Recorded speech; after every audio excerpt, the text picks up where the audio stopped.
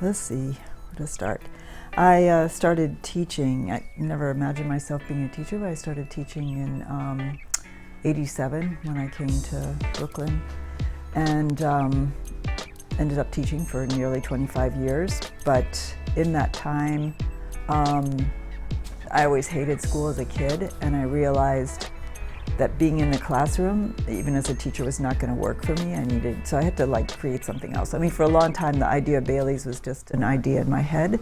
The name comes from Gloria Naylor's novel, Bailey's Cafe, where there's an actual cafe, and it's a place of solace, and people find it when they need it.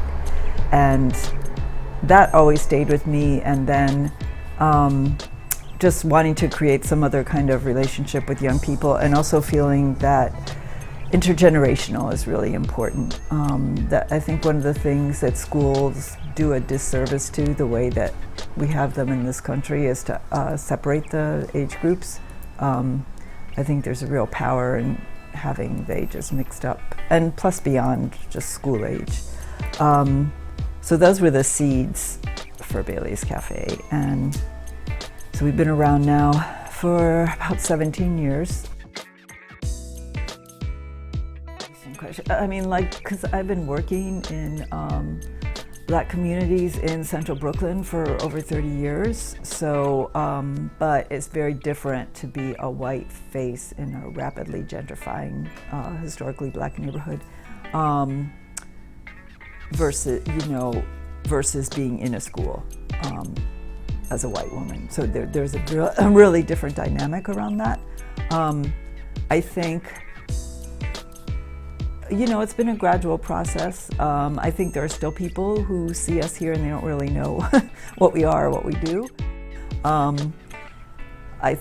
mean, one of the things that I think is the most compelling for people is that since we've been here, we've had a pretty large, except for this past summer program. So we're going around the neighborhood with about 50 young people, and I think that has given us a certain kind of credence and validity. And our programming is free. We, have offered a wide variety of things, and we also support other artists and organizations that don't have space, that we,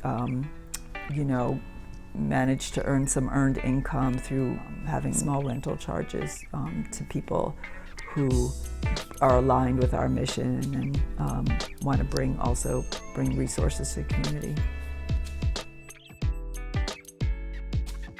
So COVID, of course, has affected us. I think, during when New York was hit really badly in the spring, we were not really open.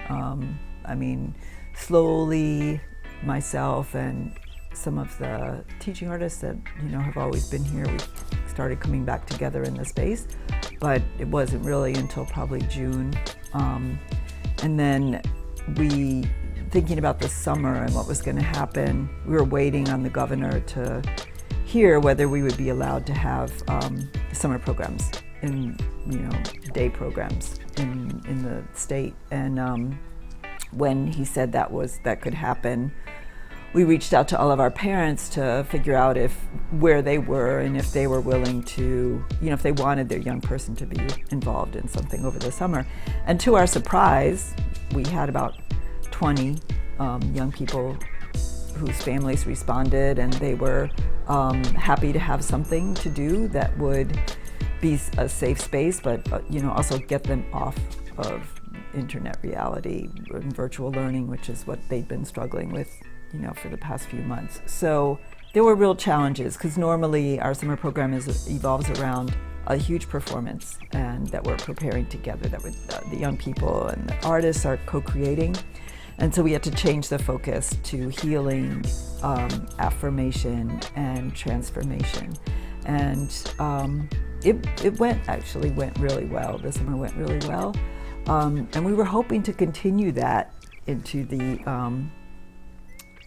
school year, but it's been really hard getting young people to commit to doing some of the things that we were trying to offer, and we're still struggling with that. And I think it's for me, I mean, really like to know where people are, like just to have them show up and talk to us about what it is they need and where they are in their own evolution around living with COVID as we currently are.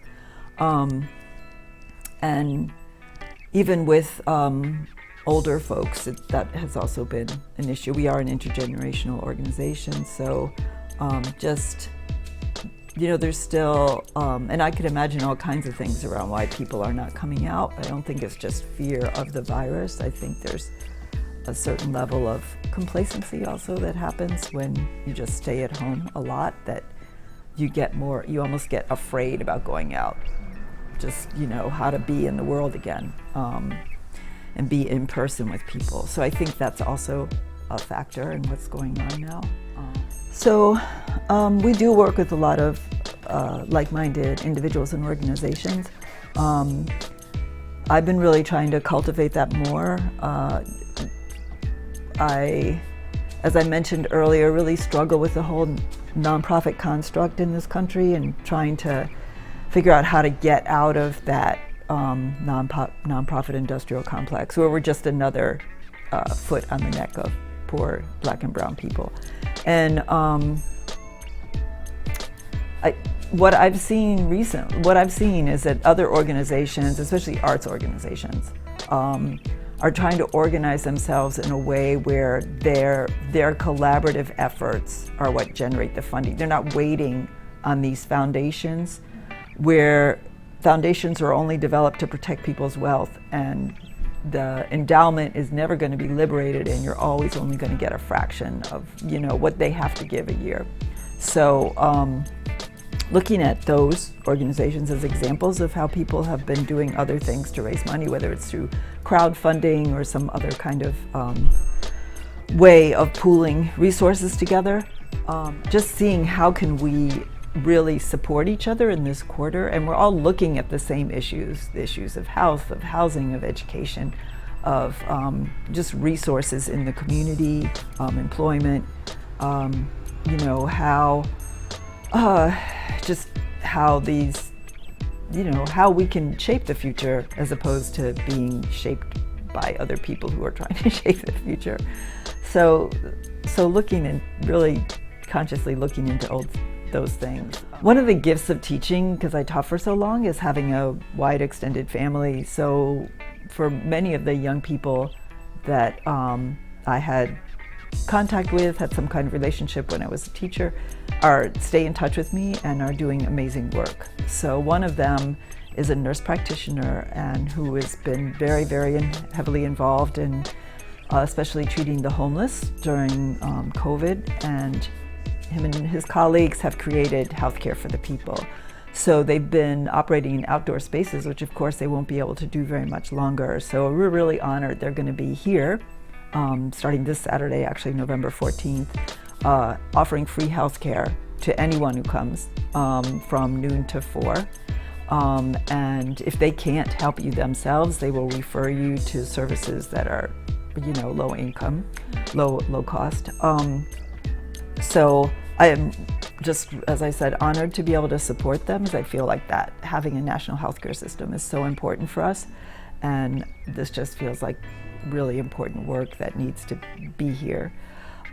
So things like that, I'm hoping that'll grow into a larger collaboration, and with some of the other organizations we work with, like Urban Bush Women and others that we've had long-term partnerships with, to evolve to maybe getting a larger building where we can be offering more all the time and have a real cafe and, our own garden space and all of those have a real wellness center and performance space. So that's the big dream. And right now it's just trying to continue to be here to serve in the way that we can. And, as I mentioned earlier, we really would love for people to come and share with us what they need now so we can figure out how to really fill that void or bridge that gap, whatever it is that needs to happen.